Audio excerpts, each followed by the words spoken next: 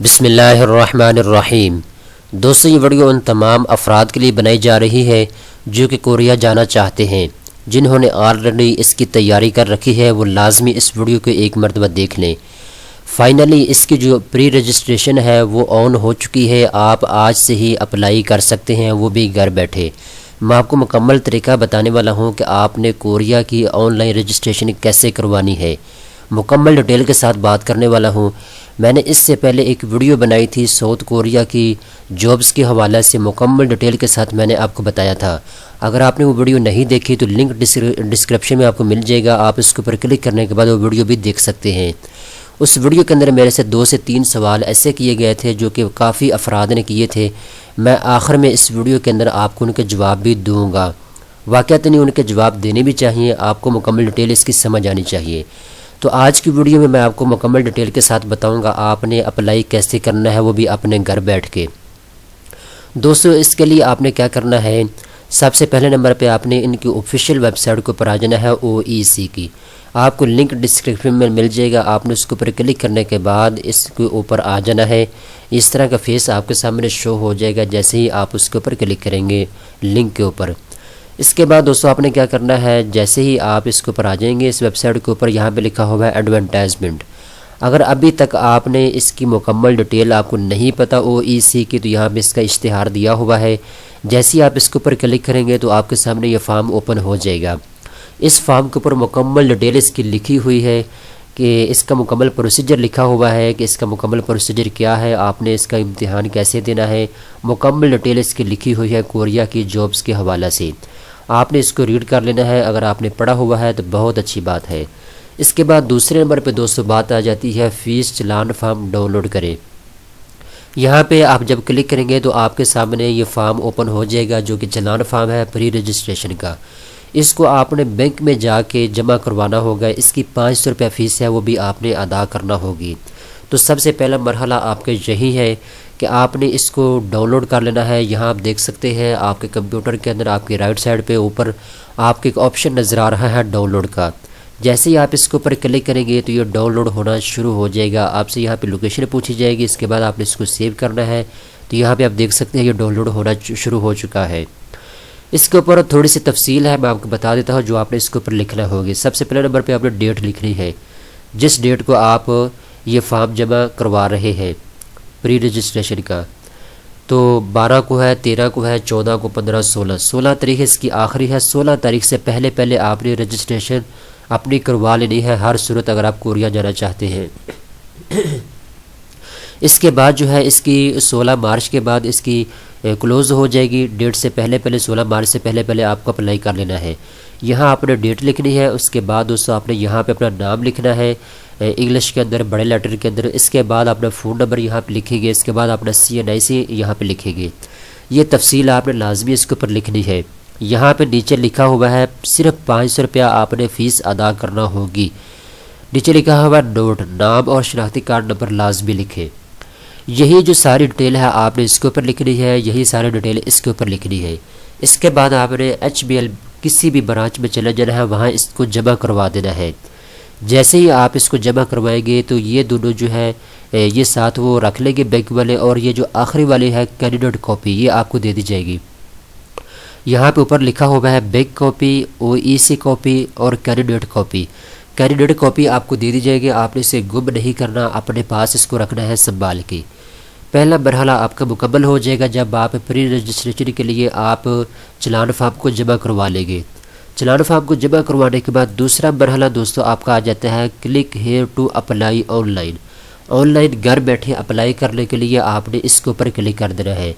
जैसे ही आप इसके ऊपर क्लिक करेंगे तो आपके सामने ये फॉर्म ओपन हो जाएगा जो कि आप अपनी स्क्रीन के ऊपर देख रहे हैं। इस फॉर्म के ऊपर थोड़ी सी तफसील लिखी हुई है। जैसे ही आप इसको ओपन करेंगे इसका लिंक आपको डिस्क्रिप्शन में मिल जाएगा। इसको ओपन करने के बाद आपके सामने एडवर्टाइजमेंट का एक इश्तिहार आ जाएगा, वही जो पहले मैं आपको बता चुका हूँ।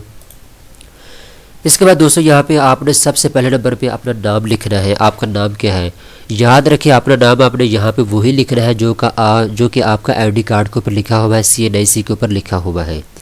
इसके बाद यहाँ पे आपने अपना फादर नेम लिखना होगा। इसके बाद यहाँ पे आपने डेट ऑफ बर्थ आपने लिखनी होगी, जो भी आपकी डेट ऑफ बर्थ है। इसके बाद तीसरे नंबर पे दोस्तों आपने पासपोर्ट नंबर यहाँ पे लिखना होगा। अगर आपके पास पासपोर्ट मौजूद है तो आपने उसका नंबर लिखना है, अगर नहीं मौजूद तो फ़िलहाल इसकी ज़रूरत नहीं है। लेकिन जब आपका कुर्राअंदाज़ी में नाम आ जाएगा उस वक़्त पासपोर्ट का होना आपके पास लाजमी होगा। ये चीज़ आप नोट रख लें। अगर आपके पास अभी से मौजूद है पासपोर्ट तो उस वक़्त अभी से ही आपने नंबर यहाँ पे लिख देना है। अगर मौजूद नहीं है तो अभी से आप अप्लाई कर लें, 15 दिन के अंदर अंदर आपका पासपोर्ट बन जाता है। तो 15 से 20 दिन आपके पास होते हैं इसका रिज़ल्ट आने में कुर्राअंदाज़ी का। तो जैसे ही आपका रिज़ल्ट आ जाएगा कुर्राअंदाज़ी का OEC की जानिब से, उस वक़्त पासपोर्ट आपका आ चुका होगा उस वक़्त तक, तो फिर आपने अपने साथ लेकर जाना होगा जब आपका कुर्राअंदाज़ी में नाम आ जाएगा। यहाँ पे आपने अपना फ़ोन नंबर लिखना होगा। वो फ़ोन नंबर यहाँ पे लिखना है जो कि आपके पास 24 घंटे ऑन रहता है। ऐसा फ़ोन नंबर नहीं लिखना जो कि आपके पास मौजूद नहीं होता। इसकी वजह यह है जब आपका नाम आ जाता है कुर्राअंदाज़ी में, इसके बाद आपको कॉल करके बताया जाता है, आपको ईमेल भी कर दी जाती है कि आपका कुर्राअंदाज़ी में नाम आ चुका है। आपको डेट भी उसकी बता दी जाएगी कि आपका प्रोसीजर आगे का क्या है। इसके बाद यहाँ पे अपना शनाख्ती कार्ड नंबर लिखना होगा। वही शनाख्ती कार्ड नंबर जो कि अपना चलान फार्म के ऊपर आप लिख चुके हैं, वही शनाख्ती कार्ड नंबर आपने यहाँ पे लिखना है। इसके बाद यहाँ पे लिखा हुआ है HBL ब्रांच कोड। बहुत से दोस्तों उनको ये पता नहीं होता कि HBL ब्रांच कोड से क्या मुराद है। जब आप ये जमा करवाएंगे चलान फार्म, इसके ऊपर वो स्टैम्प बैंक लगा के देगा जिस भी बैंक के अंदर आप इसको जमा करवाएंगे। प्री रजिस्ट्रेशन के लिए चलान फार्म को जिस बैंक में आप जमा करवाएंगे वो यहाँ पे आपको आपने स्टैम्प लगा के देगा। उसके ऊपर जो है उसकी तारीख भी लिखी होगी, किस तारीख को आपने जमा करवाया है चलान फार्म। उसके ऊपर ब्रांच का कोड भी लिखा हुआ है, कौन सी ब्रांच में HBL की कौन सी ब्रांच में आपने इसको जमा करवाया है। तो वो कोड आपने यहाँ पे लिख देना है जो कि स्टैम्प के ऊपर लिखा होगा, ब्रांच का कोड। इसके बाद यहाँ पे आपने लिखना है फ़ीस अदायगी की तारीख। आपने 12 मार्च को करवाई है, 13 को, 14 को, 15 को, 16 को, जिस तारीख को आपने चलान फार्म जमा करवाया है वो तारीख यहाँ पे मेंशन आपने करना होगी। आखिर में बात आ जाती है जमा शुदा रसीद की तस्वीर। जो चीज़ यहाँ पे आप देख सकते हैं, मैंने आपको बताया है कैंडिडेट कॉपी। ये चलान फार्म जब आप जमा करवाएंगे तो कैंडिडेट कॉपी आपको HBL बैंक की तरफ से दी जाएगी। ये कॉपी जो है इसकी आपने एक तस्वीर खींचनी है मोबाइल से। उसके बाद आपने यहाँ पे इसको डाउनलोड कर लेना है अपने मोबाइल से, यहाँ पे इसको फाइल को डाउनलोड कर लेना है। इसके बाद दोस्तों आपने क्या करना है, आखिर जो चीज़ है ये पहली मरतबा कोरिया की तरफ से ये फ्यूचर यहाँ पे ऐड किया गया है, पहले ये नहीं होता था। यहाँ से आपसे पूछा जा रहा है कोरियन ज़ुबान कोर्स तरबीयती। अगर आपने कोरियन ज़ुबान का कोर्स किया हुआ है तो आपने यस के ऊपर क्लिक कर देना है। अगर आपने नहीं किया हुआ तो आपने नो के ऊपर क्लिक कर देना है। इसका मैं आपको बताऊंगा आखिर में कि इसका क्या तरीक़ाकार है, ये क्यों इन्होंने ऐड किया है। क्योंकि ये मेरे से सवाल भी पूछा गया था पिछली वीडियो के अंदर, लेकिन उसके मैंने जवाब नहीं दिया था, इसलिए कि मैंने ये कहा था कि मैं जवाब आपको दूंगा लेकिन आगे वाली वीडियो में जब आपको ऑनलाइन अप्लाई करने का तरीका बताऊंगा। तो आपने अगर किया हुआ है कोरियन ज़ुबान का कोर्स तो आपने यस के ऊपर क्लिक कर देना है। अगर नहीं किया तो तब भी यस के ऊपर क्लिक करना है। इसका आपको फ़ायदा क्या होगा ये आखिर में आपको बताता हूँ। इसके बाद दोस्तों आपने क्या करना है, कोरियन लैंग्वेज कोर्स इंस्टीट्यूट का यहाँ पे आपने नाम लिखना होगा, किस इंस्टीट्यूट से आपने कोरियन ज़ुबान का कोर्स किया हुआ है। यहाँ पे ये चीज़ आ जाती है कोरियन ज़ुबान का कोर्स मुकम्मल होने वाला साल, कौन से साल में आपने मुकम्मल किया है, 2017, 2016, 2014, 2010।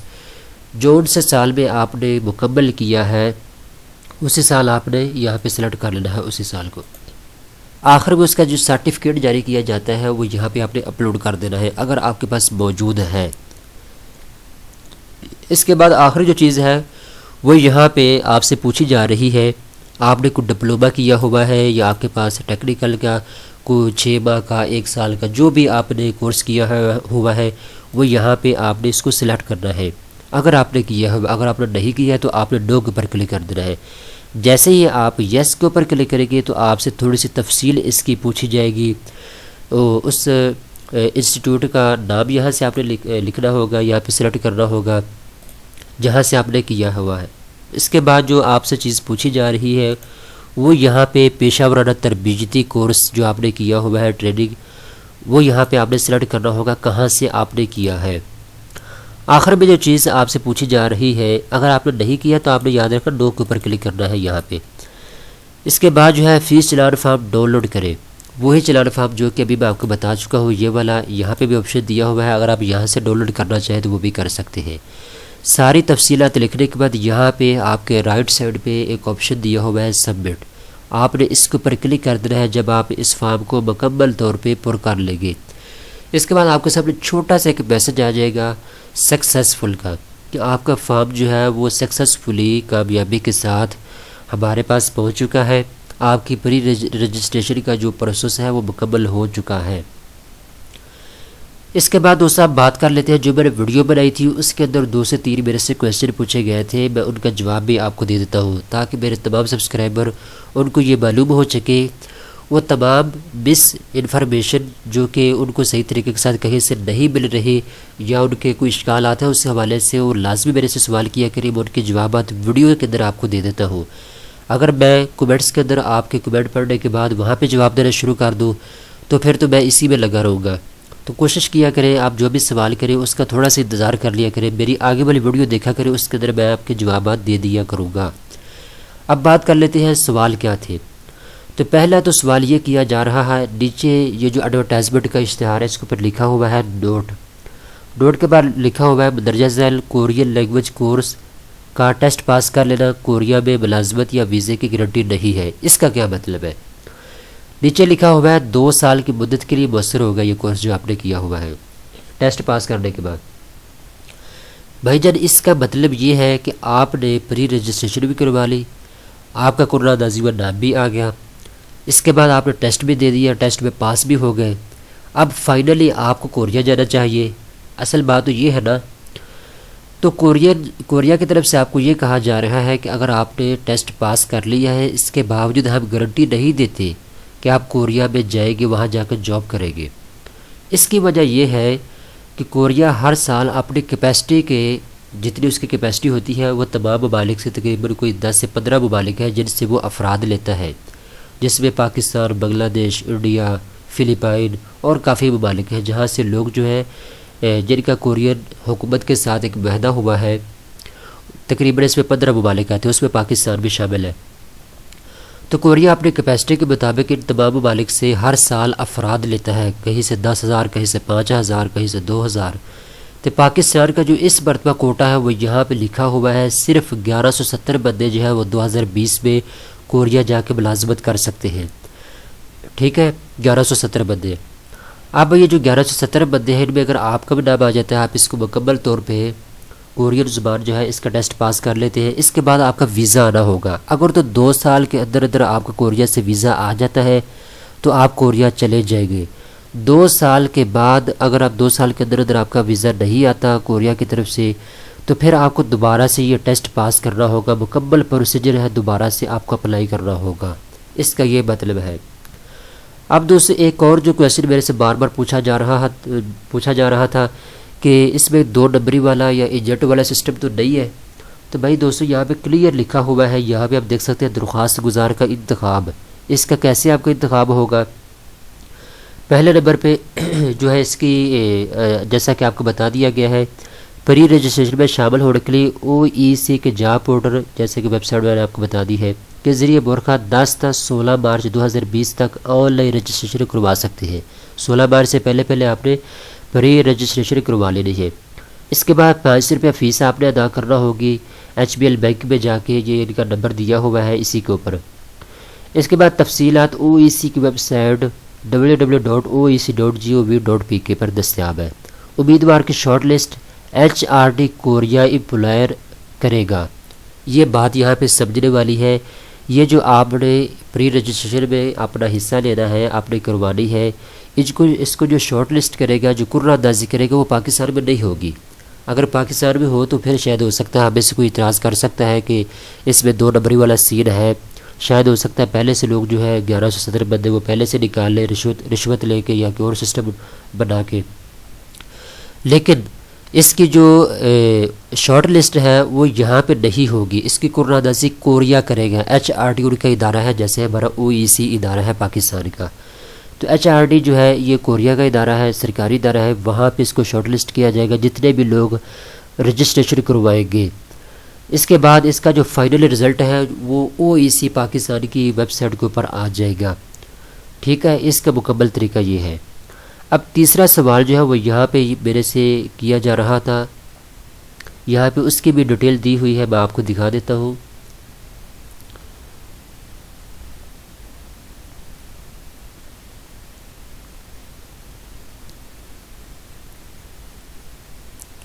हाँ, फाइनली आपने कैसे इसको अप्लाई करना है। फाइनली ये था कि सबसे पहले नंबर पे दोस्तों आपने क्या करना है, ये जो चलान फार्म है इसको आपने जमा करवाना होगा, 500 रुपये इसकी फ़ीस जो वो अदा करना होगी। दूसरे नंबर पे मैं आपको मुकम्मल तरीका ये बता दिया है, आपने इस तरीके को फॉलो करते हुए आपने घर बैठे इसको अप्लाई कर लेना है, आपको कहीं भी जाने की ज़रूरत नहीं है। तो ये तमाम तफसीलात थी जो मैंने अभी आपको बता दी है। आपने मुकम्मल इस प्रोसीजर को फॉलो करना है ताकि अच्छे तरीके के साथ आप आसानी के साथ घर बैठे इसको अप्लाई कर लें। तो दोस्तों उम्मीद करता हूँ ये वीडियो आपको पसंद आई होगी। इस तरह की मज़ीद अच्छी वीडियो देखने के लिए चैनल को सब्सक्राइब कर लें। एक चीज़ मैं बताना आपको भूल गया, वो भी आपको बता देता हूँ, जो कि कमेंट्स के अंदर मेरे से सवाल किया गया था कि वो अफराद जिनके पास कोई सर्टिफिकेट किसी इदारे का मौजूद है, यहाँ पे लिखा हुआ था कि हम उसको तरजीह देंगे ऐसे आदमी को जिसके पास ये डिप्लोमे का या कोर्स का जो इंस्टीट्यूट का मौजूद है सर्टिफिकेट, उसको हम तरजीह देंगे। तो इसका मतलब भाई ये है जिसके पास 2 साल का, 3 साल का, 6 माह का सर्टिफिकेट मौजूद है, उसने कोरियन ज़बान का कोर्स किया हुआ है। तो इस मरतबा उन तमाम अफराद के लिए एक मखसूस कोटा समझ ले रखा गया है। वो अफराद जो इतनी मेहनत करते हैं, 1 साल का कोर्स करते हैं या 2 साल का, इसके बाद जो है उनको इसका फ़ायदा भी नहीं होता। इस मरतबा ख़ुसूसी तौर पे उन लोगों को कहा गया है जिनके पास सर्टिफिकेट मौजूद है 6 माह का या साल का कोरियन ज़ुबान लैंग्वेज का, उनको तरजीह दी जाएगी, उनके ज़्यादा चांसेस होंगे कुरान-ए-कारीम में नाम आने के। तो ये एक ज़्यादा फ्यूचर था जो मैं अभी आपको मैंने बता दिया है। मुकम्मल तफसील है इस वीडियो के अंदर मेरा ख्याल क्लियर हो चुकी है। अभी भी आपका कोई क्वेश्चन हो, कोई सवाल हो तो आप पूछ सकते हैं कमेंट्स के अंदर।